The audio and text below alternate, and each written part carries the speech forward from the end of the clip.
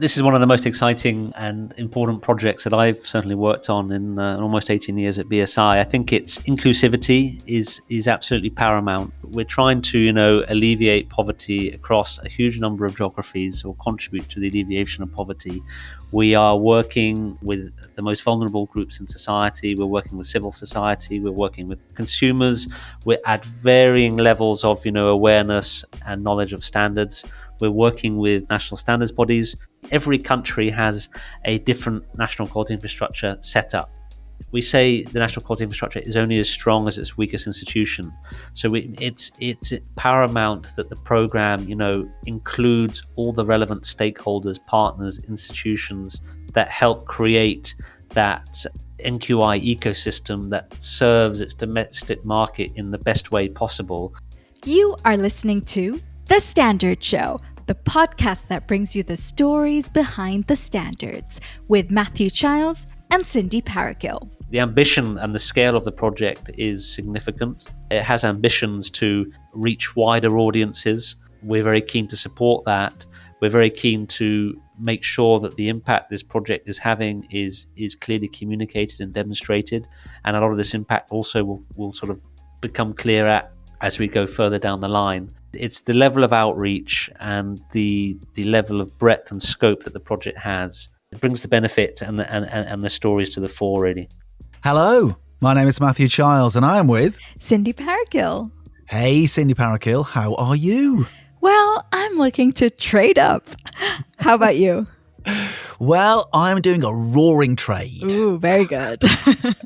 Yes, and trade is relevant as it is the subject of this episode of The Standard Show. The voice you heard at the top of the episode was that of Charles Davies from BSI, and he was talking about the Standards Partnership Programme. This is where BSI is partnering with the UK government, national standards bodies and others to help build the capacity for increased trade of the UK and developing countries through the use of international standards. And he was talking with some passion too about just how important the programme is. The Standards Partnership Programme builds on the success of previously delivered pilots, which took place in Ghana, Kenya, Rwanda and Uganda in 2022. And it also built on the achievement of the Commonwealth Standards Network established in 2018. See previous episodes of The Standard Show for more information on the CSN. Now, 11 countries and island regions are currently involved in the Standards Partnership Programme. Bangladesh, the Caribbean, Ethiopia, Ghana, India, Kenya, Mozambique, Nigeria, the Pacific Islands, Rwanda, and Uganda. And over the next 12 months, the program will establish activity and relationships in 2 new countries too, Pakistan and Somaliland. So this episode is my conversation with Charles, a deep dive in fact all about the Standards Partnership Programme and its success so far. And in fact, not only deep dives, but ripples too. Don't worry, it will all make sense. Before we wade in, a reminder that you can rate, review and subscribe to The Standard Show wherever you get your podcasts. And you can get in touch and find and follow us on social media too. All the details are in the show notes. So, Charles Davies is a principal consultant at BSI, and he works in international projects, a part of BSI that manages projects across the world aimed at boosting the expertise and capacity of organisations to use standards, particularly around trade. These capacity building projects are funded by a variety of partners, including the European Commission, the World Health Organisation, the United Nations, and the UK government. Developing countries can benefit significantly from using international standards. At a government level, standards can be used to support public policy and good regulatory practice. At a private sector level, businesses can use standards to make sure their products and services are fit for purpose, interchangeable, and compatible, allowing them to trade globally without having to adapt them for different markets. And consumers benefit from goods and services developed in line with standards because they can be confident that they are of good quality, they are safe, and they are environmentally sound. I spoke to Charles about what drove the development of the Standards Partnership Programme, how it operates, and some of its success so far in enhancing trade for the countries and island nations involved, and where the programme goes next. Stick around to the end of the interview too, because being the Standards Show, I also asked Charles about his standards journey. Now, it's worth saying that I spoke to him ahead of the recent UK general election, so any references made to ministers are references to the previous Conservative administration. I started by asking Charles about the overall aims of the Standards Partnership Programme.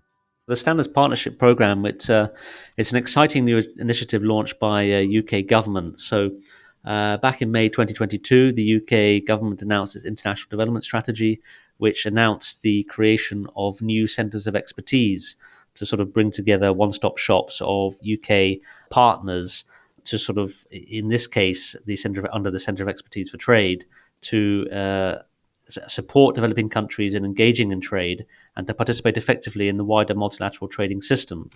So this project, this Centre for Expertise for Trade, is looking to boost the contribution exports make to inclusive growth and boost UK trade with developing countries. The technical assistance under this Centre of Expertise is provided under three themes. The first being addressing barriers to trade through strengthening institutions to use and meet standards and regulatory measures. The second being to compete in global markets and making trade happen, so boosting the uptake of UK trade agreements such as the Economic Partnership Agreements and the new Developing Country Trading Scheme, the DCTS, which was only launched in June 2023. And the third theme is making the global trading system work for developing countries. And here, the centre is supporting countries who are struggling to accede to the WTO and participate in WTO negotiations. So under this Centre of Expertise, there has been a new project launched called the Standards Partnership, and this is an integral part of the Centre of Expertise, and it's the primary vehicle through which technical assistance and policy advice is now being channeled. And it's looking to provide technical assistance to developing country and partner governments to adopt and implement international standards. It also provides assistance to businesses who seek to comply with international standards, and this very much aligns with BSI's objectives of increasing the adoption and implementation of international standards in global markets.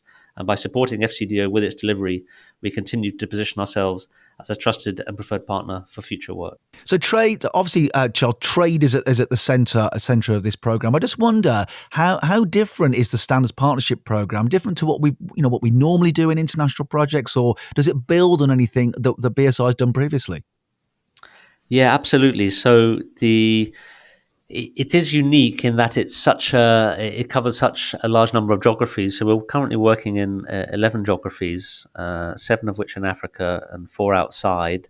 The African focus is very much with the thinking of the newly aligning with the work of the AFCFTA, the African Continental Free Trade Area Secretariat, that was set up in 2020 and has been operational for about 2 years now, in terms of aligning Africa to using harmonized and international standards. So we're working in 7 countries there, and then we are working India, in Bangladesh, and then we have 2 regional streams in the Caribbean and the Pacific.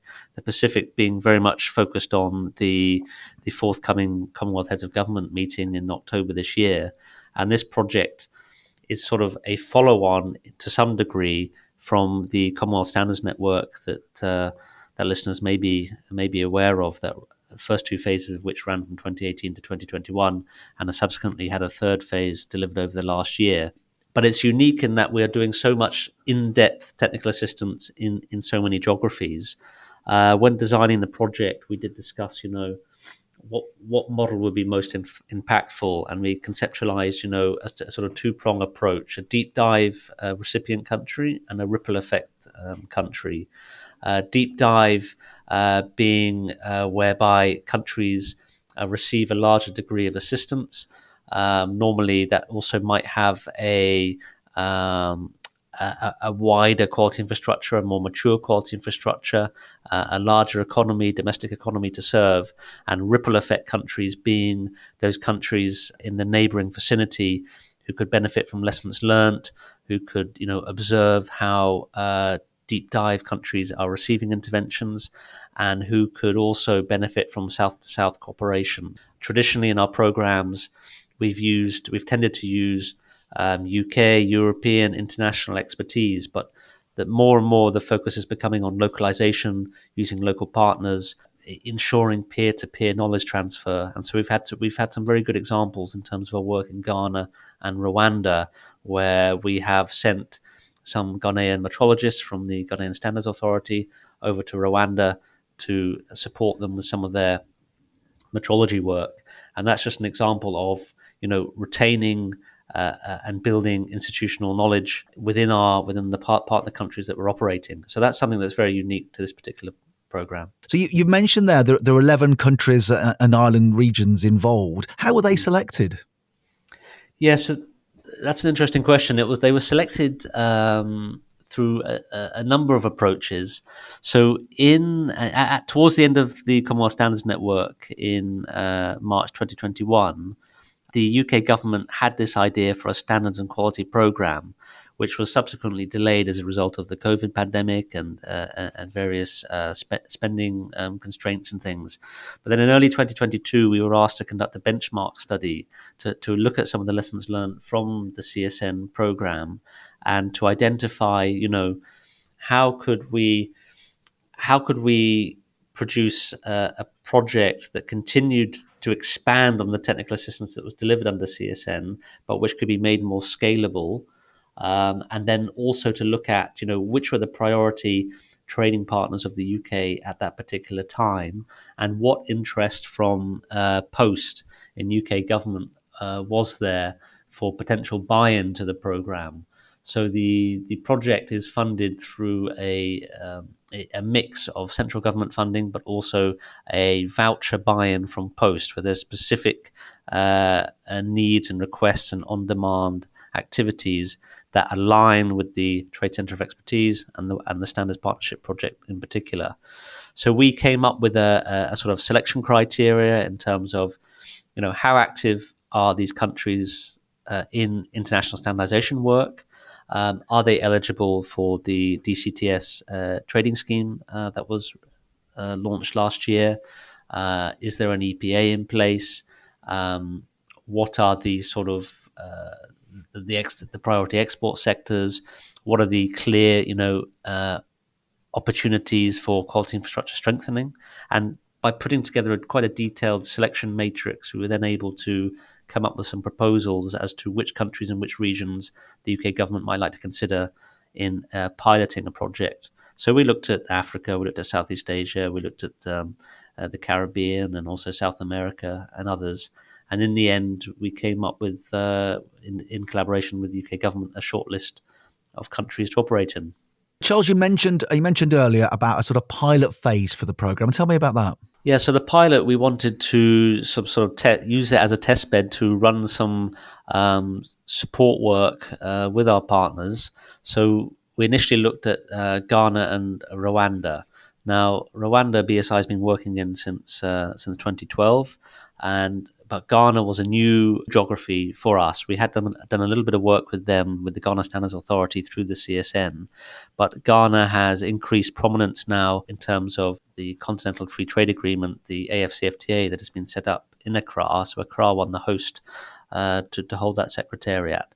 And Ghana is increasingly moving away from an agri-business economy to a sort of, it wants to become a regional manufacturing hub, light manufacturing, to service not only West Africa, but the whole of Africa as a whole. So there has been a big drive from Ghanaian government to improve its quality infrastructure, to ensure that industry are using the international standards, harmonized standards, and to also introduce and create new workforces. So, for example, one thing we did in the pilot is we trained the first trading standards inspectors in Africa. These are inspectors who undertake market surveillance, who go to the market and check for unsafe products or counterfeit products. There are some challenges with the Abidjan corridor on the south of West Africa, whereby a number of unsafe products are coming through very porous borders from neighboring countries. So there's been a big drive to ensure that consumers are protected against dangerous products. typically sort of unsafe electrical products tend to be sort of in high proliferation at the moment on the market in Ghana. So we were able to support GSA in setting up a new Ghanaian workforce in terms of training the first inspectors in country, and this is quite innovative.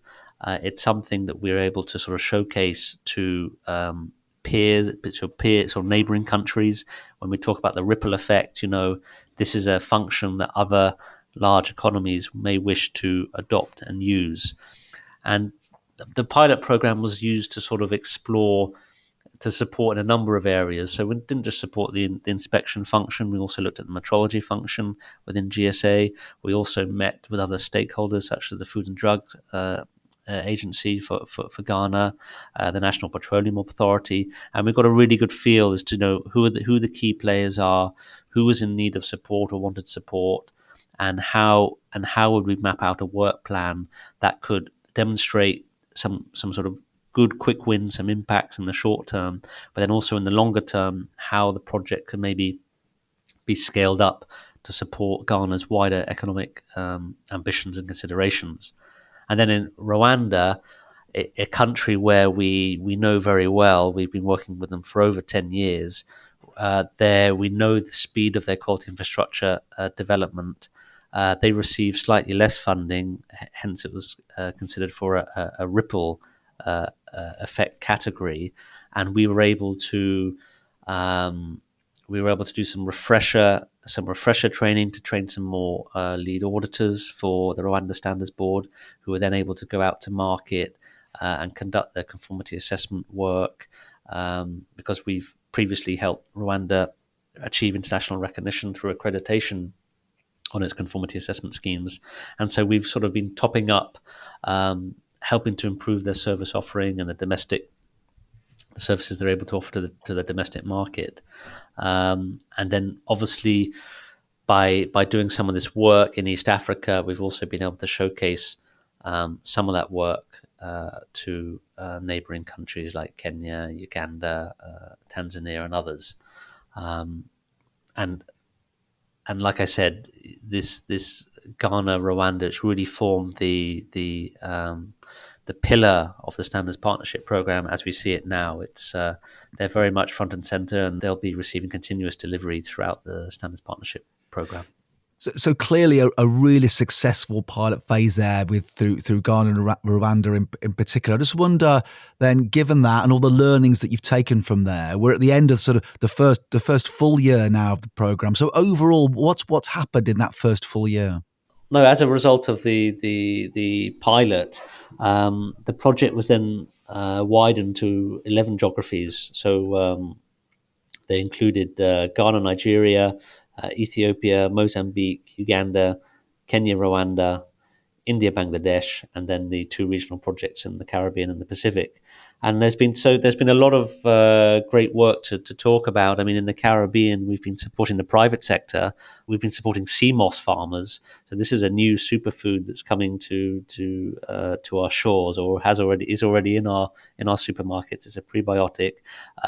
It's a product, an export market that has grown significantly, especially since the COVID pandemic, where the traditional St. Lucian tourism sector had to diversify. And we've been supporting the sea moss farmers in understanding some food safety standards, the HACCP, Hazard Analysis Critical Control Point Standard, together with other prerequisite programs which have been introduced by SLBS, the St. Lucia Bureau of Standards, over there. So we've really helped diversify export markets, and they are now trading that product to the Middle East, to Dubai, to New Zealand, and then also to the UK and Europe as well. So that's been a really good sort of example of how our work is impacting on the ground, how the use of standards is affecting trade and supporting new sectors. And then we've got other examples in Mozambique. We've been supporting the cashew and macadamia producers. So 1.3 million families in Mozambique have nut orchards. There's a national nut institution that tries to support producers in terms of understanding market access barriers and introducing producers to buyers.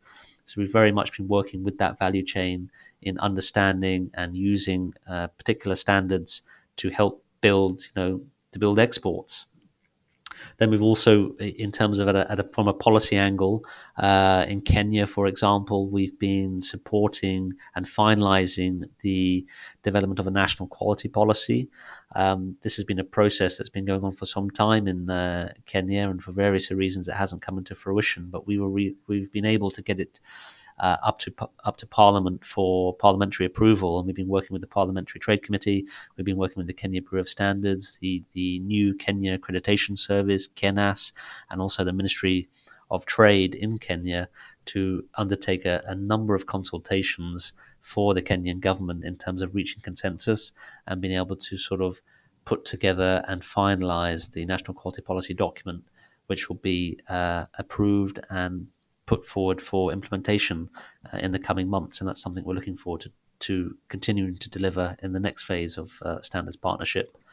And then, yes, in Bangladesh, for example, very heavy on ready-made garment sector. So we've been looking at how we can support Bangladesh with its diversification efforts as they look to sort of be less reliant on ready-made garment sector. So, Charles, 4 really good examples there of how the program is really making a difference. I just wonder, you mentioned at the beginning about sort of this combination of deep dive and ripple effects. How would you describe those particular examples you've given? Yeah, well, absolutely. I think for example, Mozambique with the nut producers, that's very much I would say a ripple effect country. Since then, we've actually received quite a lot of demand from South Africa. They've been seeing we've been delivering in Mozambique, and there's real interest to potentially take that approach and some of that methodology and that thinking over across to South Africa. So that would be a demonstration of a ripple effect, where some impact stories through our communications campaign that we have been delivering through the project and involving our marketing team here at BSI and working with the FCDO comms teams at central government, we've been able to really showcase some of the good news stories. And so that would be an example of a ripple effect country. In terms of deep dive, I think some of the work in Ghana, we've trained over almost 220 trading standards inspectors now. That's a result of not only the pilot but also the first full year of implementation. So a critical mass of workers, and they're also hiring an additional 150 inspectors, I think. So there's going to be more demand for that particular training. That's I would say that's a deep dive because that's a lot of assistance provided over a long period of time. In Nigeria, another deep dive country, the UK signed an enhanced trade and investment partnership agreement with Nigeria in February this year. Nigeria, the largest economy in Africa, the fastest growing population in Africa, some of the fastest growing export markets as well. There is a big drive in terms of working to implement their national quality policy. So, like I mentioned regarding the work we've been doing in Kenya, in Nigeria, they have an approved national quality policy, and now the effort is really focused on implementing that and working with the National Export Promotion Council, for example, in identifying sectors where quality infrastructure need potential strengthening or need sort of supplementary services. So again, a big economy, well-established quality infrastructure institutions, but obviously trying to service this huge market demand that are these rapidly growing economies in West Africa. I think in terms of other ripple effect countries or streams, the work stream in the Caribbean and the Pacific are notable examples, obviously, where smaller economies where resources are obviously quite constrained, and how do they share their regional collective expertise amongst one another. I think there's a really working with the regional standards bodies in the Caribbean, so for example CrossQ, whom we work with very closely, we've been able to reach not only some of the ODA eligible countries under the program, but also the wider CrossQ membership base across the CARIFORUM. And this has really enabled us to, maximize the impact and communicate the impact our work is having, not only at CMOS, but also for example, in Montserrat. We haven't worked in Montserrat before, a British overseas territory. We're now helping to develop their first national quality policy and, integrate their work into the regional quality infrastructure support ecosystem.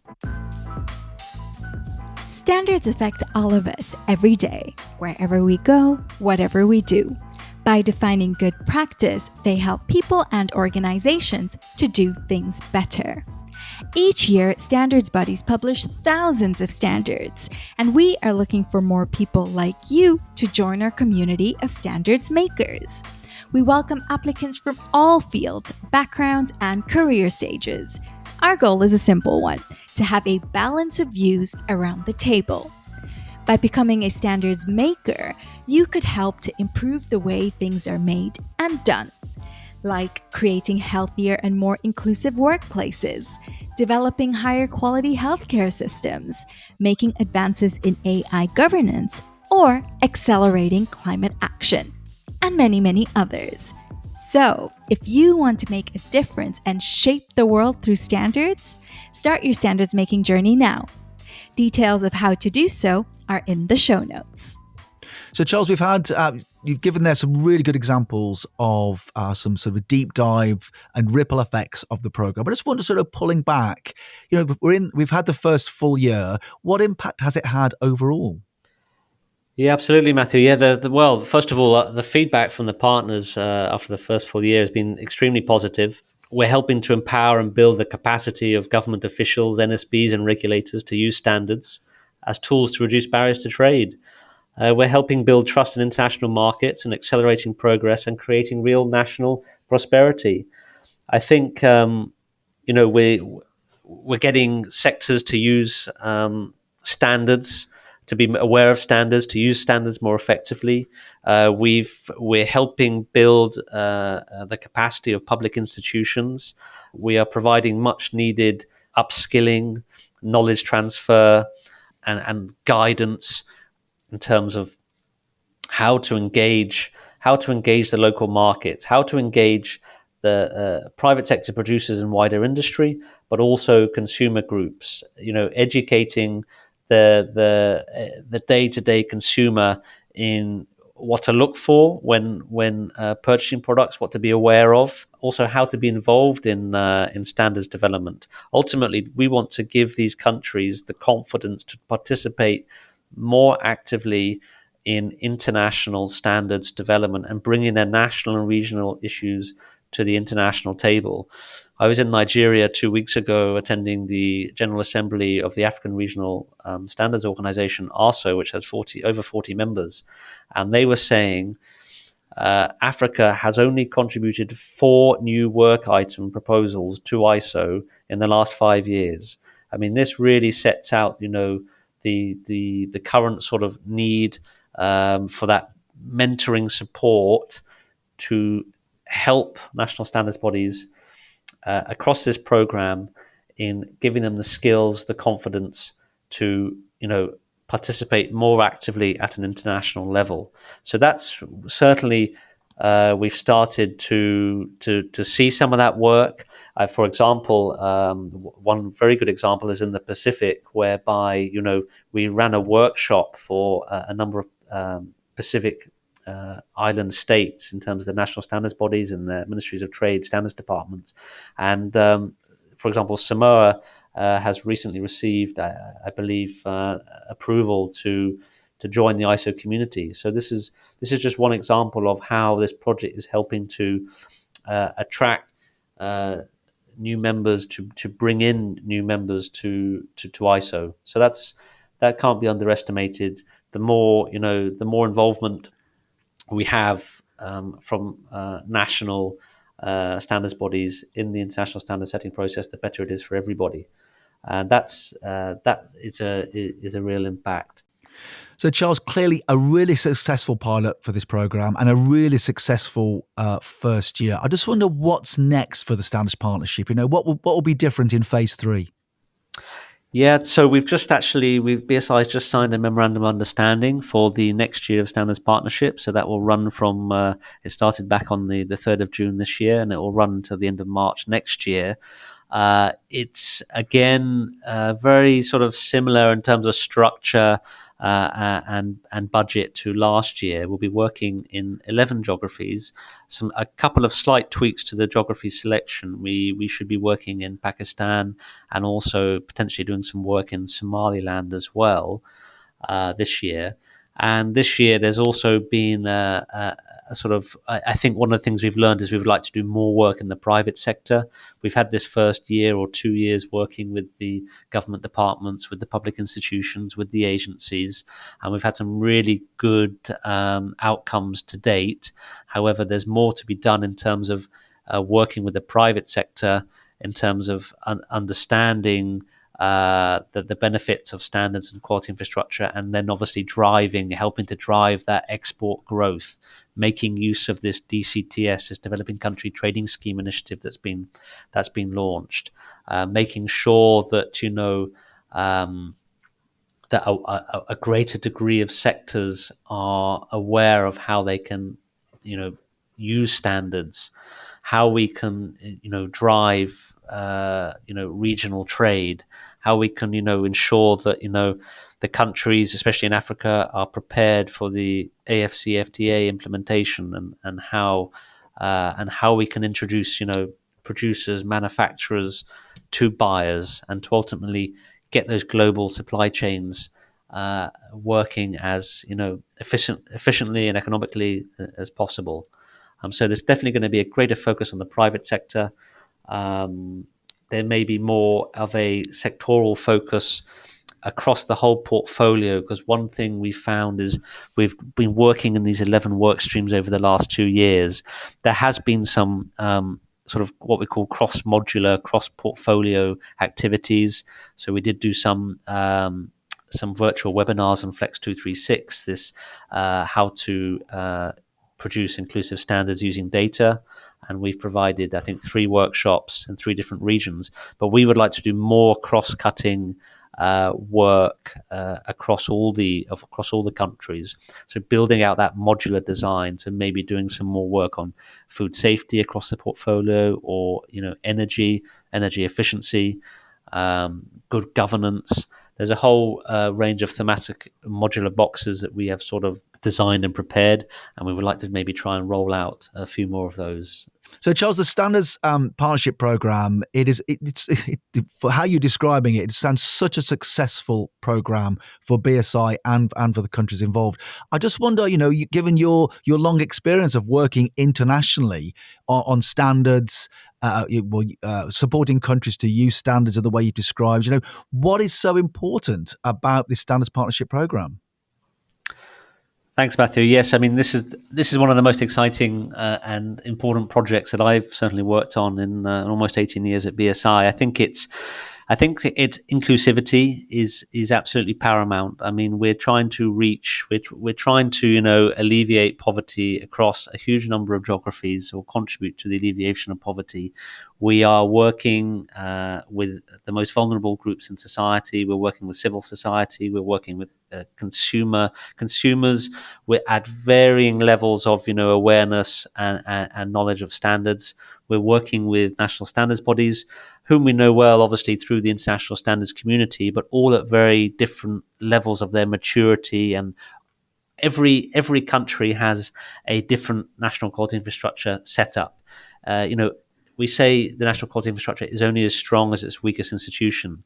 So it's paramount that the program, includes all the relevant stakeholders, partners, institutions, parties that help create that NQI ecosystem that serves its domestic market in the best way possible, and making sure that it maximizes the opportunities for regional and global trade for companies operating in those countries and in those value chains. The ambition and the scale of the project is significant.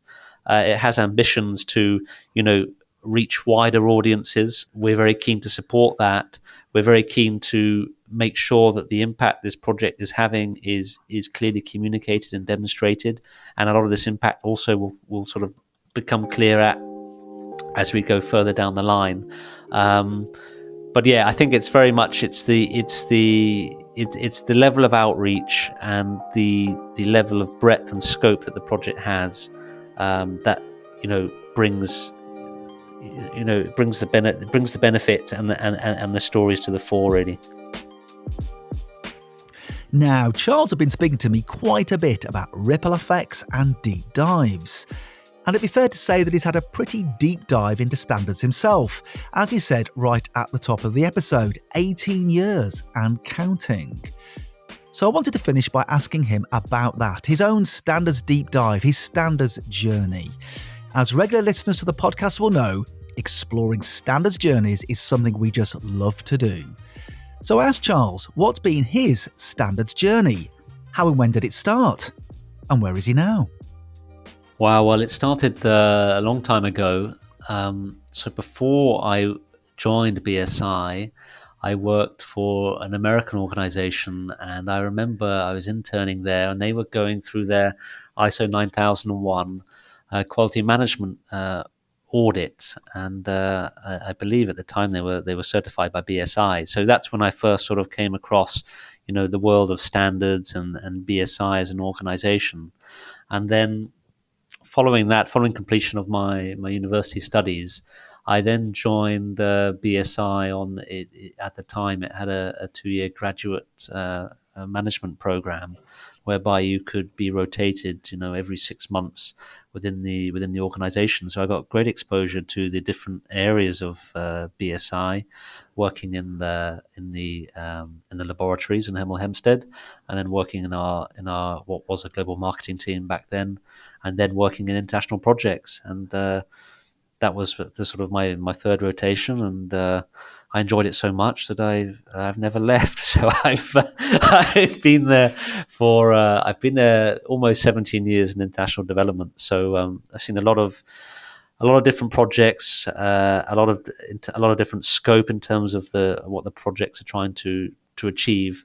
But ultimately, I get great job satisfaction from seeing some of the impact our work is having, in particular with SMEs and MSMEs, and also upskilling of new auditors and new consultants in the field, and just trying to obviously help build a better world and help build more opportunities for organizations to trade in ultimately. So yeah, I'm not from a technical standards background, but I understand the clear concepts and how standards can be applied, and the benefits, features and benefits that standards bring, and yeah, helping others to see those benefits and maximize the opportunities that standards bring is part of my job. So I very much enjoy that.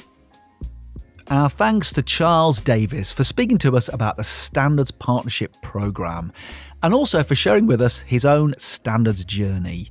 Now, if you want to discover more about the Standards Partnership Programme and how it's boosting trade, and also about how to get involved in standards, then check out the links in the show notes.